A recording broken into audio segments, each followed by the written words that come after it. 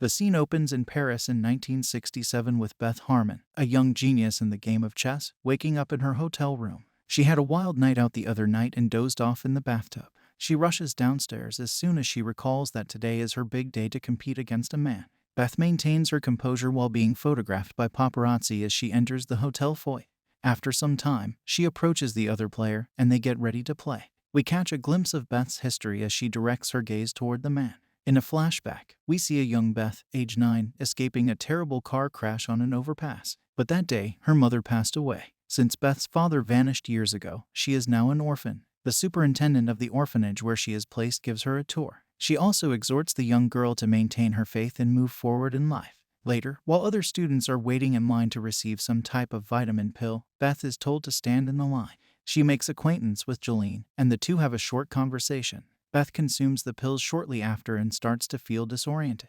She even finds it difficult to move around. When Jolene sees this, she informs the woman that she must wait until night to consume the vitamins. The following day in class, Beth is assigned to clean some board dusters in the cellar. She is intrigued when she sees Mr. Shable, a cleaner, playing chess there. Beth gives him a long look before going upstairs. The following evening, as the students wait in line to receive their vitamins, Jolene demonstrates to Beth how to stow her medication in her lips. The little girl does as instructed, and she successfully sneaks the pill away. Before going to bed, she finally takes the pill and begins getting zoned out again. She even experiences a chessboard in her room's roof at one point while having a hallucination. Days go by, and she becomes more and more intrigued by the game. She frequents the cellar where she observes Mr. Shable playing chess by himself. But one day, Beth eventually approaches him and asks him to teach her chess because she is so eager to learn the game. However, the janitor merely says girls do not play chess. Beth is hurt by this, but she quickly collects herself and shows how much she has already learned from observing his actions from a distance. Beth describes how each component functions and even discusses a few tips. Mr. Shable is impressed by this and finally agrees to let her join a game. Naturally, he defeats her quite handily. After taking her vitamin tablets that evening, Beth begins to visualize the chess pieces once more. However, she can compute the moves in practice by herself this time. Beth continues to play chess with Mr. Shable over the following few days. She picks up new tactics and plans along the way. When Beth imagines the moves in her ceiling at night, she improves her chess abilities even more. In the end, Beth succeeds and defeats Mr. Shable, her teacher, for the first time. She gradually outperforms him in every encounter. Shable keeps on instructing her in various chess formations and variations as he becomes aware that she might be the real thing. Beth continues to prepare her green tablets for the evening. Even the well-known Queen's Gambit chess move is taught to her. Beth visits the basement as normal one day and discovers an unidentified man there. Mr. Shable presents him as Mr. Gantz from a chess club. He traveled a long distance to play with her in another metropolis. Unexpectedly, Beth defeats him with ease. She clearly has impressive movements. The young girl responds, "I play in my mind," when Mr. Gantz inquires about her practice location. After that, Beth embarks on a more challenging task. She utilizes two distinct chess boards to play Gantz and Shable simultaneously. Despite the fact that the deck is firmly stacked against her, she manages to resoundingly win both rounds, surprising everyone.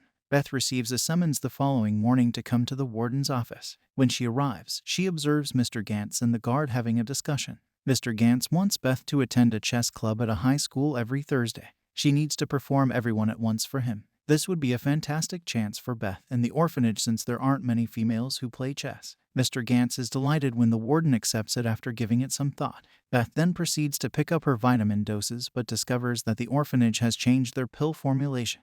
She is concerned because she has developed a medication addiction. In a desperate attempt to obtain some, she approaches Jolene, who informs her that she is merely experiencing withdrawal symptoms. The following day, Beth goes to the chess group, but she isn't in a good mood because she doesn't have her regular pills. Fortunately, Jolene hands her a few pills and wishes her luck as she prepares to depart. Soon after, Beth arrives at the high school where some guys are playing chess. They keep staring at the female because they are shocked to see her. We discover that Beth is required to play all of the boys simultaneously. Students swarm around her as she battles them all. They are excited to watch the female suffer humiliation. To everyone's surprise, Beth defeats each and every foe and wins all of the games in under an hour and 20 minutes. Later, she tells Mr. Shable about what happened with Pride. Despite her intelligence, Beth is compelled to act in a desperate manner due to her reliance on vitamin pills. She poses as having to use the restroom while actually breaking into the orphanage drugstore during a movie night.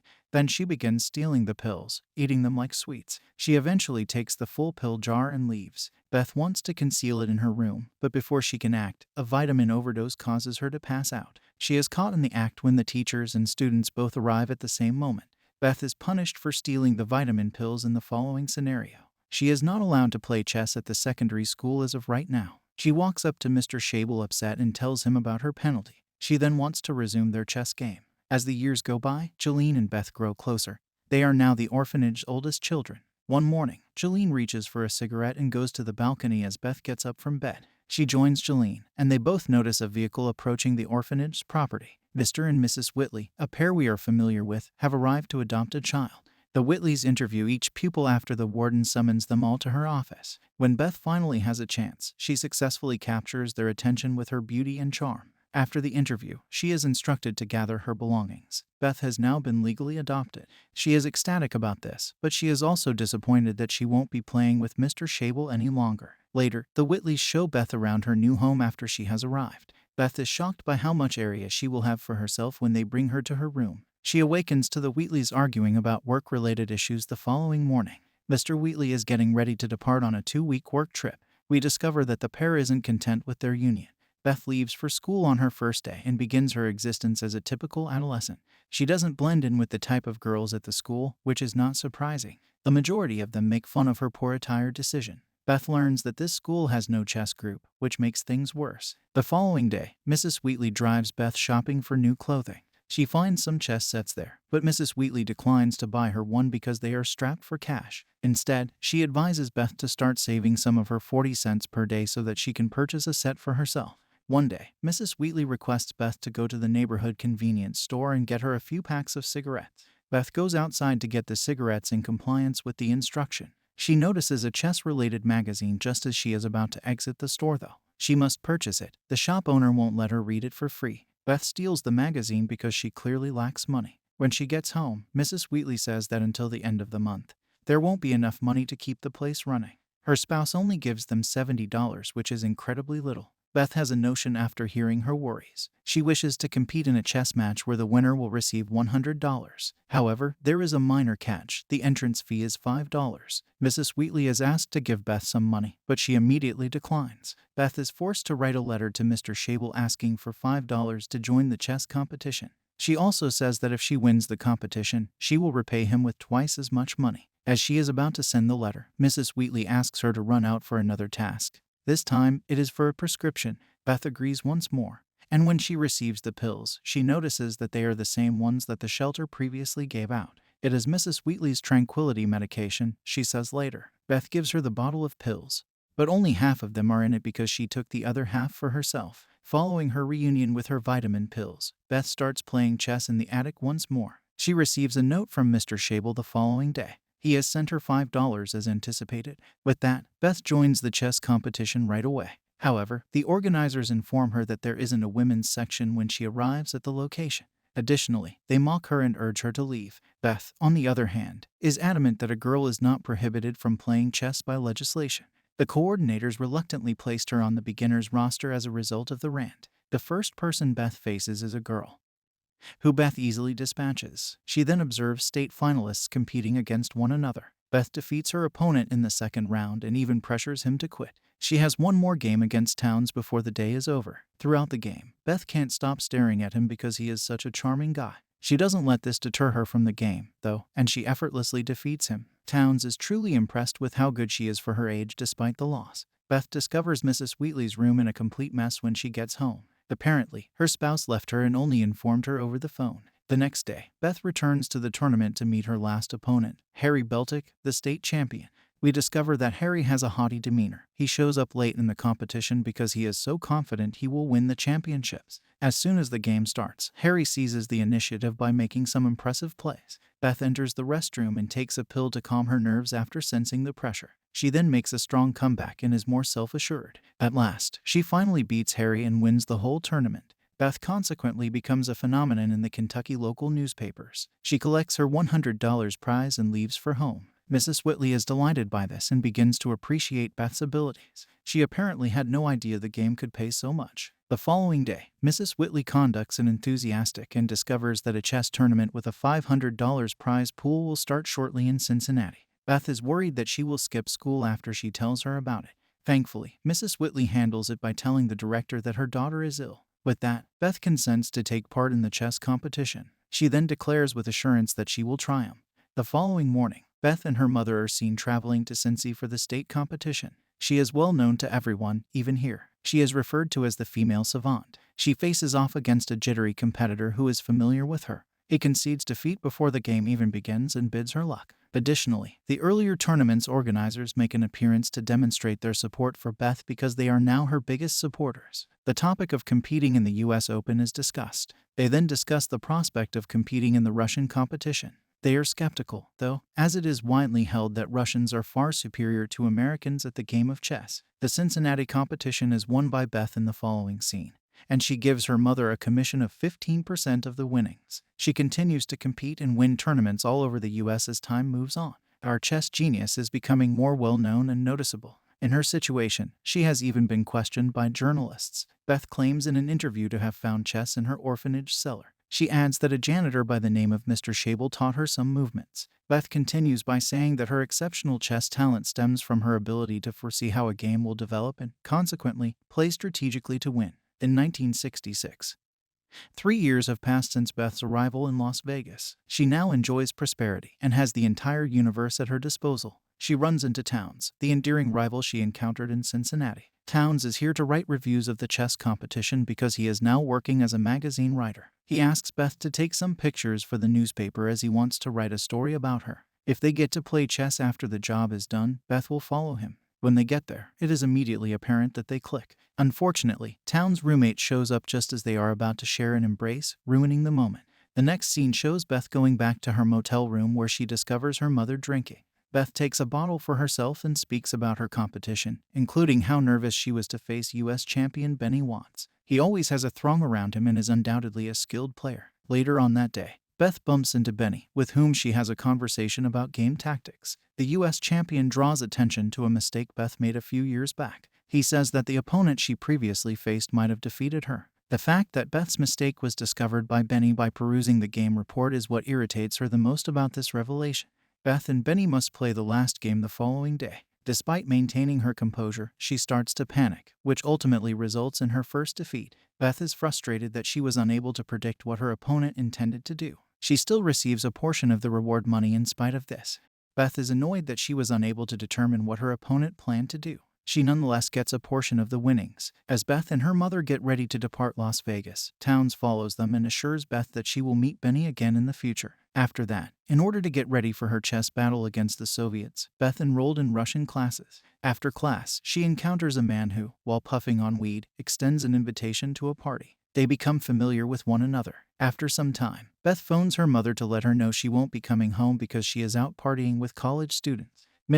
Before she hangs up the phone, Wheatley tells her to take precautions. Beth ends up sleeping with the man. She finds a note in the kitchen when she awakens, letting her know that everyone has left for Cincinnati to see a show. She can stay for however long she wishes. According to the note, Beth chooses to stay and drink some of the remaining alcohol while cleaning the entire apartment.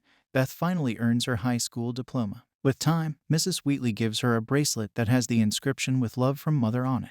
Beth is getting ready for a journey to Mexico City as well as the U.S. as they sit together. Championship. The true reason Mrs. Wheatley is traveling to Mexico is revealed. She learns during the flight that she has a friend called Manuel who will be waiting for them at the airport. She continues by saying that despite the fact that she was already married, they stayed in contact. When they arrive, Manuel welcomes them, and he and Mrs. Wheatley converse passionately. Beth listens uncomfortably from the backseat as they navigate Mexico City. When the big day comes, Beth's winning run keeps going. While Mrs. Wheatley and Manuel become more intimate, Beth starts to get anxious about playing Russian expert Borga. Her mother reassures her that she has good instincts and to unwind. Beth consents to go out and relax. The following day, Mrs. Wheatley is upset because Manuel had to depart for work, so Beth comforts her. Beth joins up with a young boy who challenges her as the competition goes on. Initially, the game lasts a long period because of their extraordinary skills. They then make the decision to end the day. The following day, Beth makes an unusual choice and employs diversions to make the boy lose focus. She waits for him to make a move before walking away, coming back and making her move before walking away once more. The young boy gets angrier and angrier the more she does it. Finally, he announces his resignation. It was evidently a lesson that Beth's first instructor, Mr. Shable, had taught her. Resign if the competition is over and respect the game. Later, she finds her mother playing the piano in front of a crowd. When Beth looks at the bracket for the competition, she realizes that she will compete against Borgov. Beth is eagerly waiting for Borgov to play him now that the day has come. As Borgov, who is playing white, makes the opening move, it seems like this will be a great battle, but it isn't to be. Slowly back and forth, each competitor plans their move in opposition to the other. While Beth waits for her mother, who does not show up on her special day, she battles with everything she has. The lack of her mother irritates Beth, who vents her frustration through gaming. But it's ineffective. She has been outplayed and taken off guard by Borgov. In the end, Beth is forced to quit, which results in her defeat. She tells her mother when she gets back to the hotel that she can't help but believe she's already lost. Even Beth was taken aback by Borgov's dearth of imagination. While telling her mother this, she observes that Mrs. Wheatley is not responding. To switch on the light, Beth quickly runs to her bedside. Mrs. Wheatley passed away. As her mother's visage is illuminated, she knelt on the ground. On a gurney, Mrs. Wheatley is led from the hotel. The doctor approaches Beth in the next scene to let her know what he has discovered. He thinks hepatitis caused the death, but an examination will prove or disprove his theory. Beth is assured by the hotel employees that they will help her with anything she needs and that her bill will be paid. She takes a note and inquires about getting in touch with the individual on it.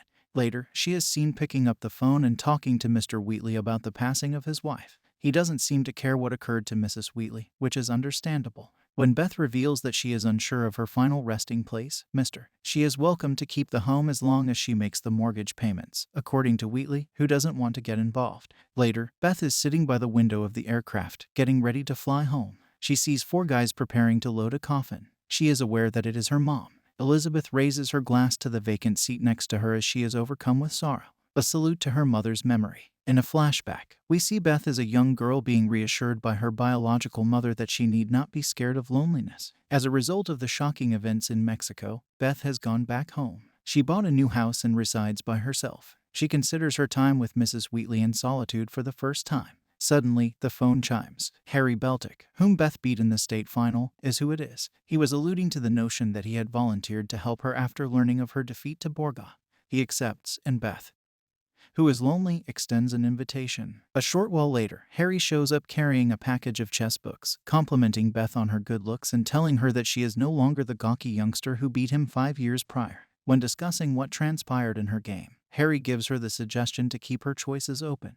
Beth makes the decision to use chess to play out a scenario and demonstrate Harry's argument rather than concentrating on a single play, which will always end in defeat. Additionally, she compliments Harry and claims that he has changed as well, though she is unable to state exactly what. Beth beams widely as Harry admits it's his dentition. He adds that he already rectified it. She nods and smiles. In order to find an apartment, Harry chooses to briefly relocate to a hotel room. Before departing, he assures Beth that he will return with more books the following day. While he's gone, Beth makes the decision not to go to bed and instead settles in on the couch to watch the comfortingly familiar TV conversation. Harry advises Beth that she needs to work very hard if she wants to defeat Borgov when he comes back the following morning. As he makes his way to the restroom, he tells her a brief tale about his chess career and describes how Borgov becomes the world champion. Harry shows concern after noticing the vitamin pills in her bathroom. While Beth takes his advice and starts looking into Borgov to find out precisely what the Russian is capable of, he keeps it quiet for the time being.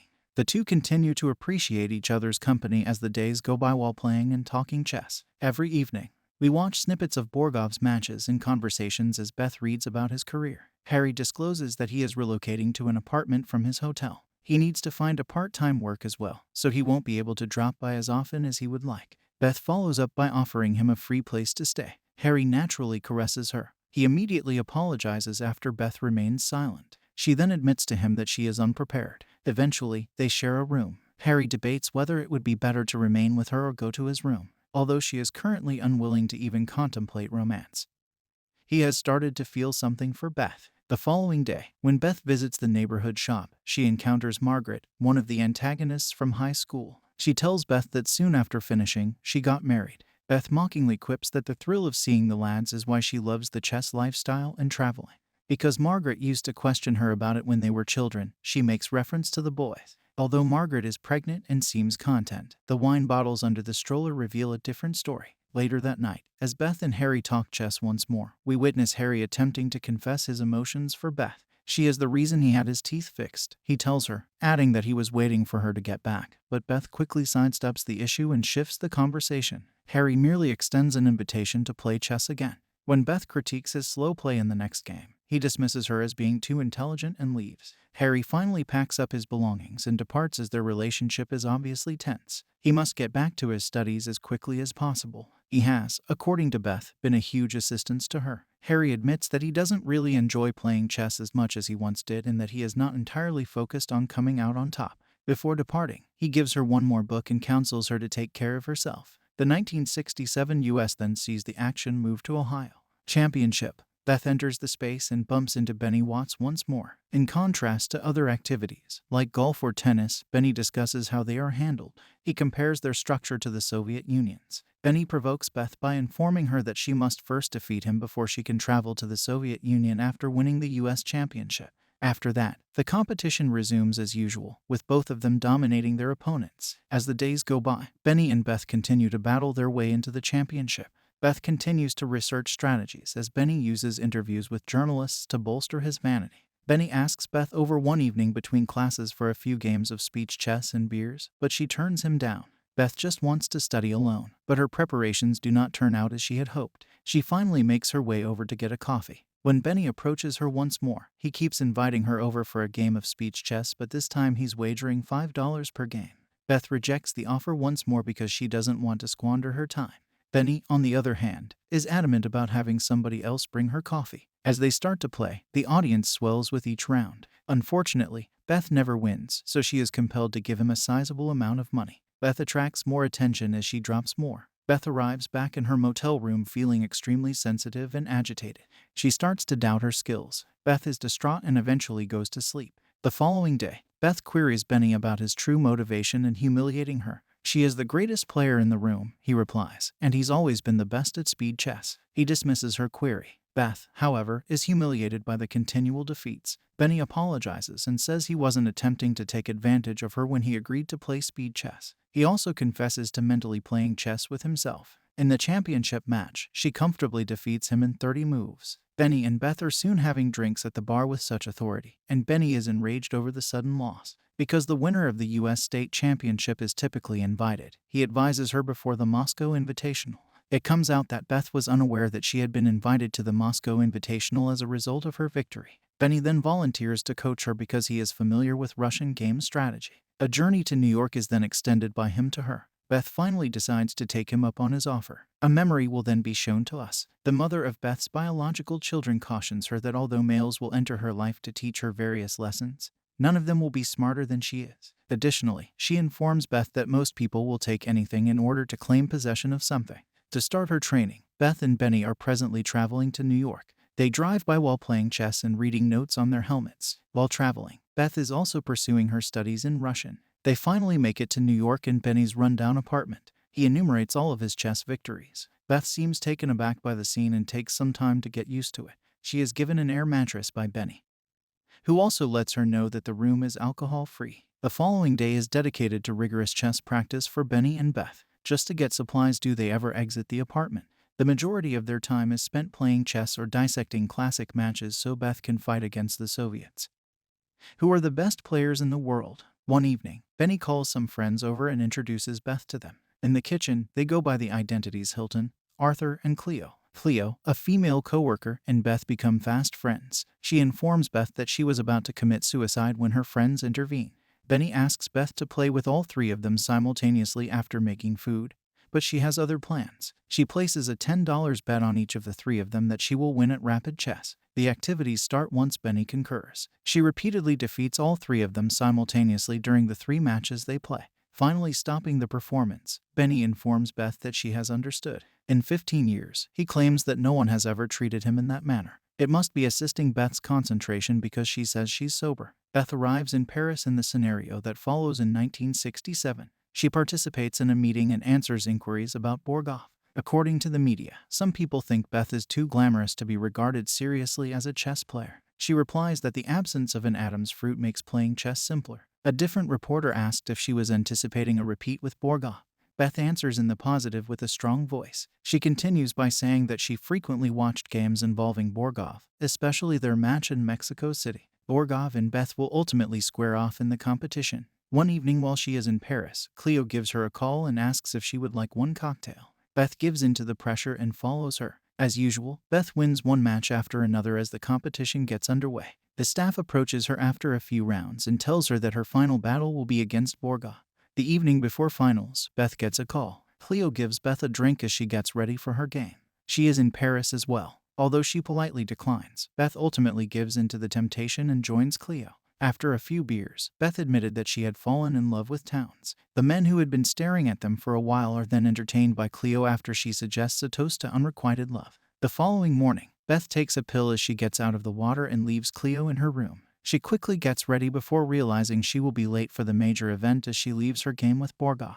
Evidently, Beth's party hangover from last night is still with her. She attempts to take charge of her circumstances, but she gets worse as the game goes on. She is perpetually thirsty, and Borgov observes that she is unprepared. As soon as Cleo joins the audience, she starts to panic and requests more water. It was obvious that she would lose the contest. A tear rolls down Beth's cheek as she makes a few more movements before resigning. She doesn't say anything or extend any respect to Borgov as she leaves. Later, Benny gives her a call and asks her to come back to New York. Beth, on the other hand, would rather be by herself right now. Even worse, Beth has to file a lawsuit as soon as she gets back home. According to Beth's attorney, Mr. Wheatley declined to sign the documents, rendering Beth the actual owner of the property. Later, Mr. Wheatley and her lawyer show up to talk about the circumstance. He is addressed directly by Beth, who urges him to fulfill his word because he adopted her. She was clearly unimportant to Mr. Wheatley, just as his wife Mrs. Wheatley was unimportant to him. He acknowledges that he only signed the documents to quiet Mrs. Wheatley and that he never intended to adopt her.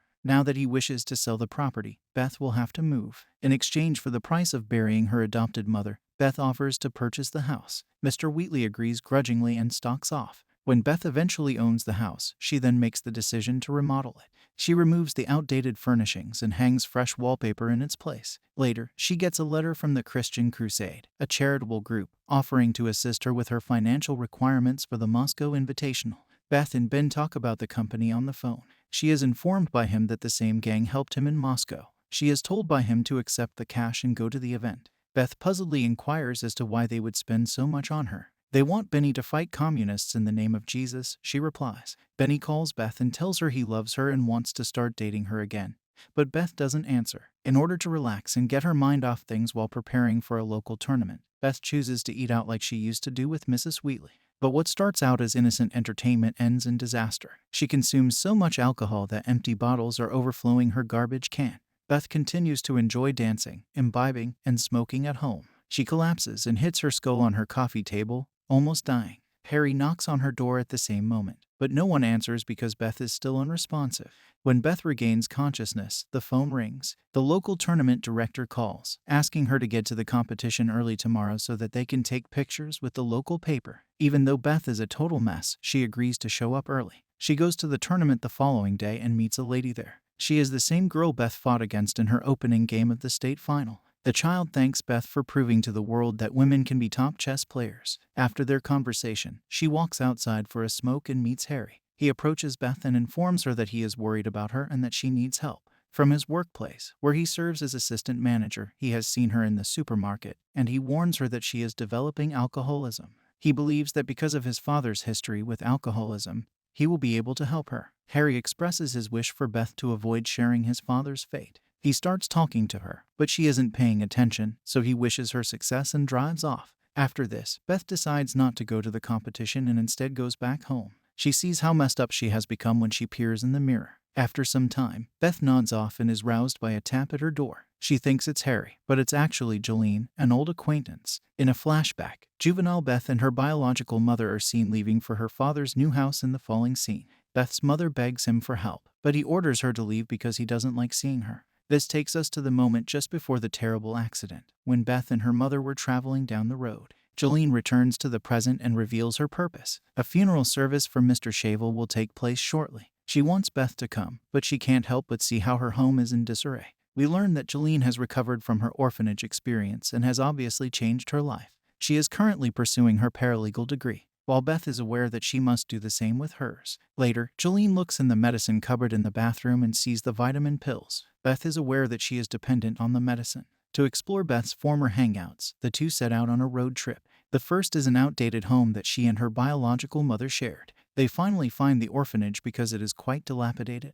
Because the memories are too much for Beth, she decides against going inside the orphanage. Instead, she goes to see Mr. She regrets owing Shable $10 from her first game at his funeral. After the service, Beth decides against it and goes back to the house where she spent the bulk of her childhood. She moves down the hallway while experiencing nostalgia. Beth respectfully accepts Miss Daredoff's request to return to the chapel and makes her way to Mr. Shable's apartment in the basement. She comes across a sizable pen-up board that contains all of her childhood recollections, photos, and newspaper clippings. All of her achievements and news items were listed by Mr. Shable. Additionally, she notices Mr. She snaps when she sees Shable and her together. Beth feels guilty for not visiting her master while he was still living. She understands Mr. Shable truly loved her and cared about her. Beth sobs in the vehicle because it's all too much for her. The Christian Crusade visits Beth after Jolene has returned home and requests that she issue a statement condemning communism because they think it promotes atheism. Beth, however, disagrees with their viewpoints and chooses to return the funds they have already invested in her. This implies that she will have to handle her own travel expenses to Moscow.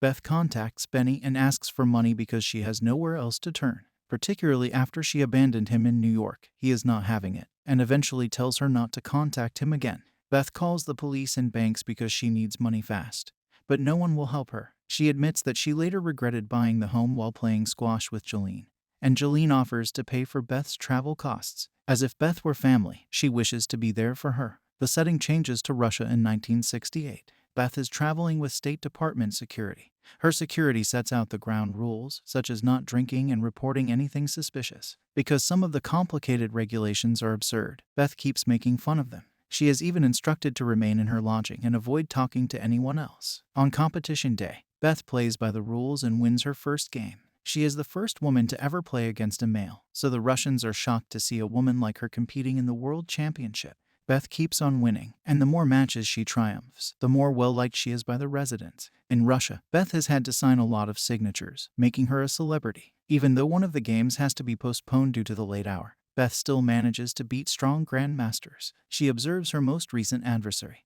Borgov, preparing to kill her before entering her chamber. That evening, Beth rehearsals the plays. She defeats the grandmaster when play continues the following day. The opponent calls her the greatest chess player he's ever played against. She also defeats her second opponent, but overall the events are mentally and physically draining. When Beth goes to sleep that night, she recalls how her natural mother referred to her as the problem. As she accelerates the vehicle, her mother tells her to close her eyes. Then Beth flushes her vitamin pills down the commode to get rid of them. She will compete against the formidable Borgov once more in the final, we discover. It's the final day, and everyone is watching Borgov and Beth as they battle on the chessboard using their superb chess abilities. As the two move, the audience is enthralled by the game being acted out in front of them. However, Borgov chooses to call the gathering to a close. Beth tries to retain her modesty midway through, with the entire world watching, despite her agent's insistence that she talk to the media. She urges them to publish the tale as she leaves, talking about Shable and how important he has been in her life.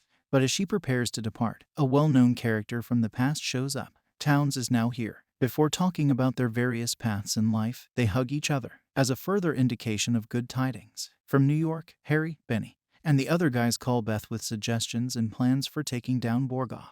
Beth makes use of the many bright minds present as she gets ready to attempt her major accomplishment. The following day is the final contest, which is just as tense as ever. Beth inhales deeply and understands she is no longer dependent on the pills to access her strength. She discovers the checkerboard on the ceiling without the pills for the first time. Borgov asks for a drawing. The audience thinks Beth should relax as they carry on playing, but she solemnly shakes her head. The final result is everything to her. When Beth makes her final move, she looks to have won as she takes in what she has just done. The game is yours, Borgo says with a smile as he meets her gaze. He steps down, and Beth is hailed as the new world winner to jubilant cheers. Well done, Crackle. You are doing that. As a result of the triumph, America experiences a wave of media attention, and Beth is asked to play chess with the president at the White House. She defeated the Soviets at their own game, which is important. Beth chooses to stay in her newfound happiness rather than go back to America. Beth enjoys the unexpected praise she gets from the men and women playing chess in Moscow's park as she strolls among the various players. She is persuaded to join the locals in a game of chess, which she embraces with enthusiasm. Thank you for viewing, and I'll see you in the next one.